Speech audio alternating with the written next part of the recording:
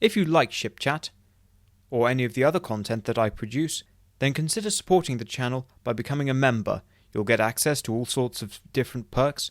Alternatively, if you just want to make a one-off donation, you can give to my PayPal, which is in the description below. Thank you very much for your support. Right, today we're going to be taking a look at the Klingon D4 class. Now, I should warn you that this video is going to be a combination of ranting and gushing, and how much sort of objective documentary content I get out is, questionable. But we'll see, and I think we'll have fun with this. The D4 is a ship that has really grown on me. The more and more I've been looking into Klingon design and the 22nd century, it's a real underdog of a ship and a design, and it's grown on me a lot. It's probably my favourite Klingon design at this point. So let's get into it. So, here comes the rant, because we're going to talk about the behind-the-scenes story of the Klingon D4, and it is tragic and it is infuriating.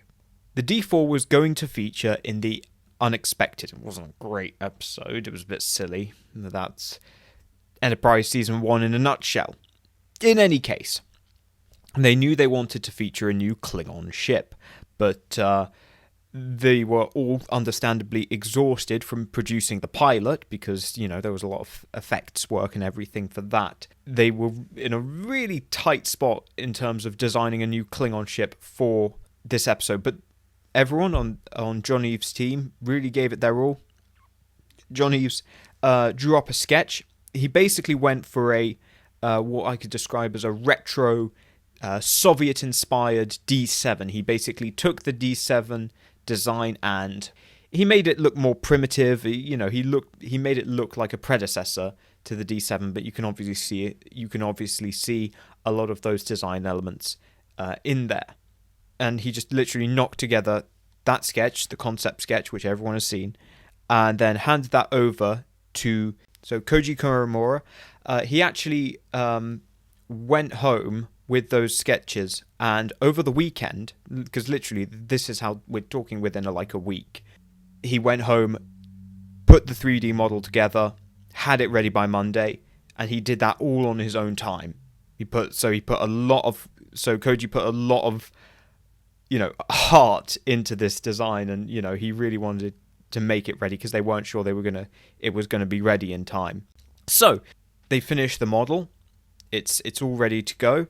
They bring it to the producers, and the producers, one of the producers, we don't know who, we don't know which producer, but one of them refused the model on the basis that, and get this, it didn't have enough windows. Yeah. It's so dumb. I don't think I can explain how dumb that is. Whenever you're designing a ship in Star Trek, particularly when you're designing an alien ship, an alien adversary, generally you don't put many windows on because windows make a ship look weaker. It takes away from the intimidation factor, generally. The D4 has a perfectly reasonable number of windows for its size without looking ridiculous, so I don't know what he was talking about. I think he just didn't want it. If I find out who that is, if I find out. So, that was that. So, they canned Koji's, they didn't can it, but they said they refused John Eaves' design, and instead they went with the Voyager model of the D7. So the Voyager model is a CGI, so it's a CGI model of the D7 that was used for a Voyager episode. It was bad. It was really bad and really jarring, because it's not even that the ship is out of shot or sort of in the background. It's pretty clear and it's pretty blatant that what they have done is just reused a Katinga model. It's bad. It's really horrendous, and obviously rubbed a lot of fans the wrong way. And Enterprise was off to a rocky start as it was. It didn't need this, so that was not so great. And incredibly disappointing for Koji and John Eaves, and I think the fans, So they basically just forgot about the D4, but went off realizing, we can't just go reusing a D7, which I think anyone could have told them that. It's not even that it looks the same. It's that it's not being pedantic about, though there is that. It just looks wrong on screen. Like, I think it must have been imported from a different CG program that they were using compared to Voyager and Enterprise, because it just looks wrong. It's completely out of place. Now, that isn't the complete end of the story. So then later, when Star Trek 2009 was in production, John Eaves tried to offer it up as a potential Klingon Battlecruiser model. Unfortunately, it lost out to Alex Yeager's Warbird design, which I can't really fault. I don't think it would have... it would have been nice, but equally, I like Alex Yeager's Warbird, so I don't think it would have fit as well into the 2009 aesthetic anyway. Now it has, again, fortunately been sort of restored to some dignity by Eagle Moss releasing a miniature of it. I got that for my birthday. It's a lovely miniature. By the way, Eagle Moss, if you call me. And the other thing is that it did inspire Tobias Richter's D6 for Axanar. You can very definitely see a lot of those influences. There's the D5, but he is also channeling a lot of the D4 as well when he's making that D6, and I think it works to its benefit. So that's the tragic behind-the-scenes story of the D4. So now we'll get into it in-universe explanation. I should warn you, this video is less of a ship chat and more a general gush session, could you tell? So, in terms of when it appears around about the end of the 21st century. It comes out before the D5, obviously, but only a little bit before. They're roughly the same generation, but the D5 is a little bit more advanced. The D5 is a disruptor cruiser, as previously mentioned, and this is a torpedo cruiser. So when the D4 launches, it is basically built around using this new weapon called the photon torpedo, and this is a game changer for the Klingons. It gives them the ability to punch far above their weight class and fight the big fight. So it was really important for the Klingons in terms of pushing themselves towards being a major power in that period. It is entirely built around its two torpedo launchers.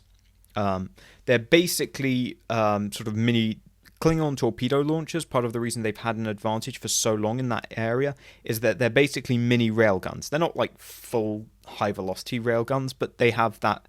There is a railgun effect going on in the tube, and that is why they're sort of built into the hull in the way they are, and why the hull is sort of centered around the torpedo launcher. And that gives them the ability to launch torpedoes at a much higher velocity than most other ships.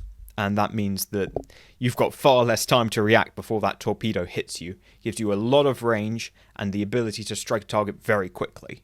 I'll put a link to the Arsenal episode that covers the evolution of the photon torpedo. So, it is a purpose-built torpedo cruiser. Essentially what it's going to do is hang on the edge of the combat zone and just pummel the enemy with torpedoes, and they're probably not going to be able to fight back because they don't have any weapons that can reach out that far. And it's very specialized towards that, and it's complemented, therefore, by the D5, because the D5 will get in close and brawl with disruptors, so the two are sort of mutually supporting, but it does lead to certain shortcomings in the D4, which we will get onto. In terms of its size, it's about 175 meters long. This is according to the Axanar scale chart, which I really like. I don't agree with it necessarily for some of the other ships, but otherwise for this, it works perfectly well, and it still makes it a pretty substantial ship for the time, even though it doesn't sound like much. So in terms of its performance, one of the things you will notice is that it's got a very agile design. There's a lot of cutouts and negative space, and this is all to save weight where they can, while also preserving, a degree of structural integrity. You don't want the thing flying apart. You can notice, actually, it's got some very large engines for the time. Most Klingon engines are quite small in proportion to the rest of the hull, compared to their Starfleet counterparts. But in this instance, the D4 actually has pretty long engines, and a lot of that is partially because you have that negative space, and this is because these are, as I say, more powerful engines. It's common on both this and the D5 because they're larger battlecruisers. And basically that negative space is to help in venting radiation, dispersing radiation, because the engines on these battlecruisers are much more powerful and they emit a lot more radiation, so it needs a lot more to manage. But it gives them incredibly good performance, especially the D4 had very good warp performance in its day. In terms of its sublight performance, it was very fast. Not the most maneuverable because it's got a very awkward shape, especially with that very long neck and that forward lean. So it couldn't veer, it wouldn't maneuver quickly, but it could fly very fast. It's got a lot of impulse engines. It's got a total of 6 impulse units, which gives it a lot of speed. So you could basically use it to strafe a battle zone and keep range without ever getting too close to your target. It's got a very aggressive lean to the hull. Again, this is to save weight. It also helps in the warp dynamics, but this does have some problems. It means that the D4 does not have much habitable mass. On the screen now, you should see basically a diagram showing how much of that hull is actually realistically habitable.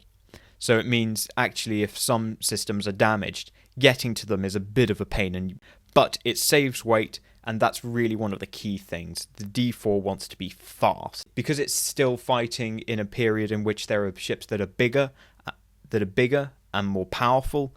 It has to use its speed as much as it can to avoid damage because it can't take the hits. Another design feature are the flared shoulders. Now, this is an area of the design I believe is probably incomplete and was going to be fleshed out more so. They may have been disruptor cannons, or they may have been, in my view, I think those are basically missile launchers. So as well as having torpedoes, which are obviously more powerful, they could have less powerful but similar sort of long-range missiles that they could again use to bombard the enemy from afar. It's also perhaps worth mentioning that those sort of flared shoulders are probably what inspired the shoulder-mounted cannons on the D6. That's pure speculation, but I'd be interested to know if that was what Tobias Richter was looking at. And finally, in the back, it has a shuttle bay. Now you can see those sort of what look like doors or grills, but presumably one of those is a shuttle bay door. Not massive, but enough for a small shuttle. You can also see it's got a very sleek construction. I know I overused that term a lot, but there's a lot of very smooth curves for what is quite a rugged and roughly put together ship. There's a lot of smooth curves. It kind of reminds me actually of early Cold War Soviet tanks like the IS-3 in terms of having that very smooth, futuristic pancake turret and that general low design, which again ties into John Eaves' intention to, or his inspiration from other forms of Soviet technology, the rocket technology, but I think it also carries through into the shape of the hull, having that very smoothed out curved shape. You can see how when it's looking straight on at you, the rearmost module kind of disappears behind the head, which sort of dominates the profile from the front. And you can see from the side it has a very aggressive lean. You can see how all that mass of the ship is really leaning forward. It creates a very aggressive and mean looking profile. In terms of its career, it was really instrumental in the expansion of the early empire. When it came out with photon torpedoes, it was absolutely revolutionary. It made the Klingons able to take on fights that they previously couldn't and win. It was a revolutionary ship with a revolutionary weapon system. However, it was quite flimsy, and that's why it was built to be fast, because it couldn't survive in a real melee. It would be torn apart, and that's why it's built for speed, so that it gets in, fires, gets out very quickly. It's designed to snipe at range from safety, and again, that tells you kind of that the Klingons in this period were very much underdogs and, had to play smart and had to fight smart. So in terms of its encounters, it would fight the Orions regularly, and it had a pretty good matchup against a lot of Orion ships, which were, particularly the bigger ones, which were often too big and too slow to adequately respond to the D4, even though they did actually outgun it. It also was instrumental in the Klingon invasion of Krios, and was much like, and alongside the D5, was basically the spearhead of that invasion, and really showed what the Klingon Empire was capable of. It did also see some use in the 4 Years' War. However, it was less prolific, partially because the D6 was taking its role.